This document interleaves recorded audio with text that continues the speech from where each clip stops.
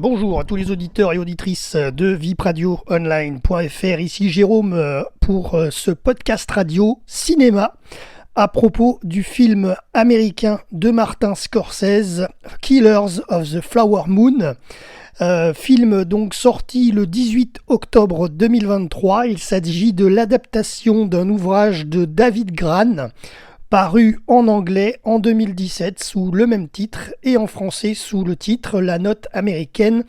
David Grann y a retracé son enquête sur les meurtres des Indiens Osages survenus au cours des années 1910-1930. C'est une histoire vraie, donc ce film Killers of the Flower Moon. C'est un drame policier néo-western historique d'une durée assez longue, il faut le dire, 206 minutes, 3 heures et 26 minutes. Et donc ce film de Martin Scorsese avait été présenté en avant-première au Festival de Cannes le 20 mai dernier en 2023. Alors dans ce film donc réalisé par Martin Scorsese, le scénario est signé Eric Roth, et Martin Scorsese également. Concernant les acteurs principaux, Leonardo DiCaprio qui interprète Ernest Burkhardt. Alors ces personnages ont vraiment existé dans les histoires des meurtres des Indiens Osages. Ernest Burkhardt qui était le neveu de King Hale qui est interprété par Robert De Niro, et la femme de Ernest Burkhardt, donc de Leonardo DiCaprio, c'est Molly Burkhardt. C'était donc une indienne de sang rouge et elle est interprétée par Lily Gladstone. Ensuite, il y avait également Jess Plemons qui jouait Tom White et Brendan Fraser qui interprétait W.S. Hamilton. Alors concernant l'histoire, je vais vous donner le synopsis, ensuite je vais vous donner quelques anecdotes du tournage et du Festival de Cannes, et ensuite je vous donnerai mon avis sur ce film. Alors le synopsis, donc au début du XXe siècle, donc entre 1910 et 1930, mais ça c'est vraiment plutôt en 1910, au début du XXe siècle, donc le pétrole a apporté la fortune au peuple osage qui, du jour au lendemain, est devenu l'un des plus riches peuples du monde.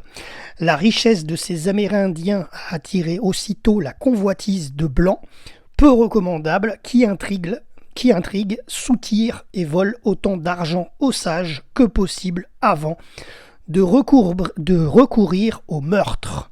Et bien entendu, dans les Blancs, nous avons l'oncle William King Hale, Robert De Niro, son neveu Ernest Burkhardt, voilà, notamment.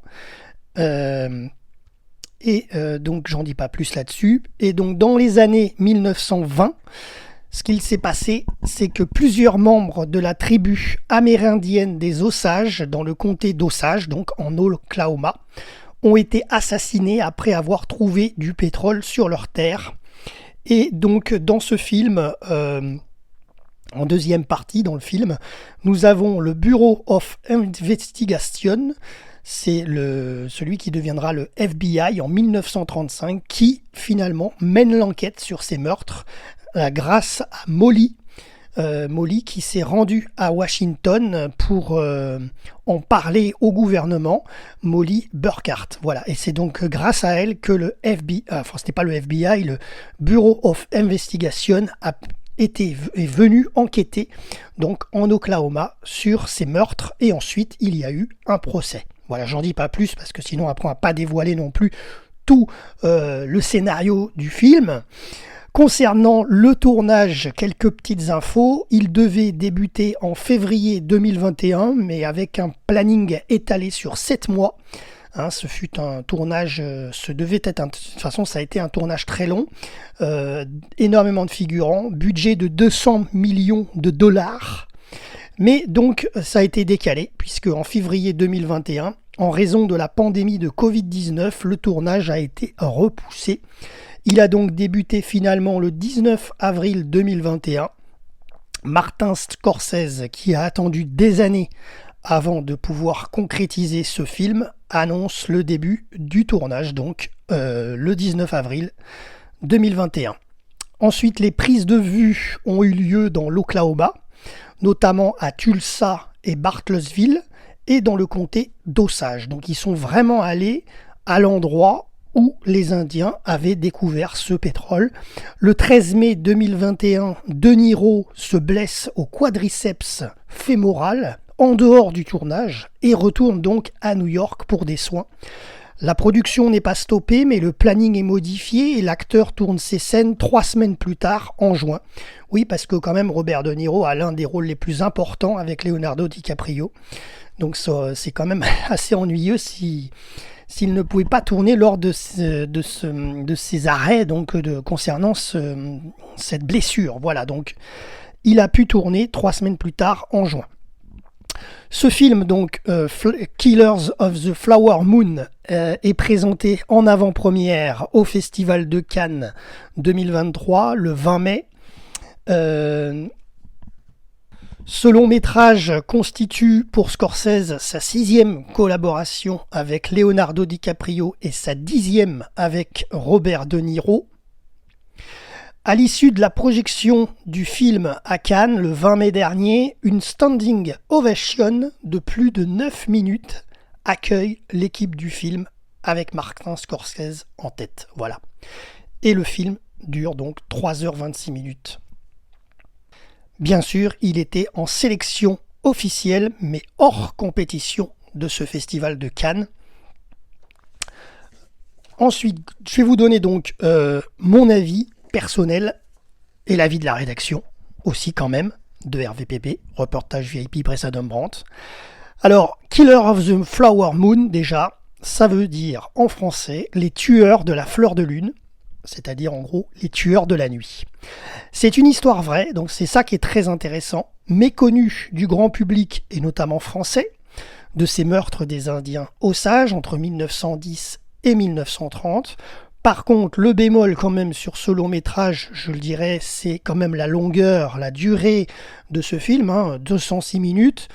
Il y a quand même quelques longueurs dans ce film, notamment la partie des meurtres est longue. La partie sur l'enquête du Bureau of Investigation qui devient ensuite donc qui deviendra en 1935 le FBI, lui par contre cette partie-là est très intéressante, mais elle est assez rapide finalement. C'est passé assez rapidement avec le procès, etc. Et donc je pense que si le film aurait été un poil plus court, par exemple 2h30 environ, il y aurait eu plus de rythme peut-être. Voilà. Mais après, je ne suis pas du tout... je suis personne pour critiquer non plus le travail de Martin Scorsese. Mais enfin quand même. Voilà, après cela, ce film reste bien entendu un grand film de Martin Scorsese que nous avions d'ailleurs vu en présentation à la conférence de presse le 20 mai dernier au Festival de Cannes, oui, parce que notre radio VIP Radio Online couvre ce grand événement qui est le Festival de Cannes chaque année. Et nous étions présents lors de cette conférence de presse. Voilà, donc c'était assez sympa de revoir ce film en salle aux obscurs avec le grand public ces derniers jours. Voilà, donc si vous voulez vous faire votre propre idée, eh bien allez voir ce film sans plus attendre. Jérôme, RVPB, vipradioonline.fr.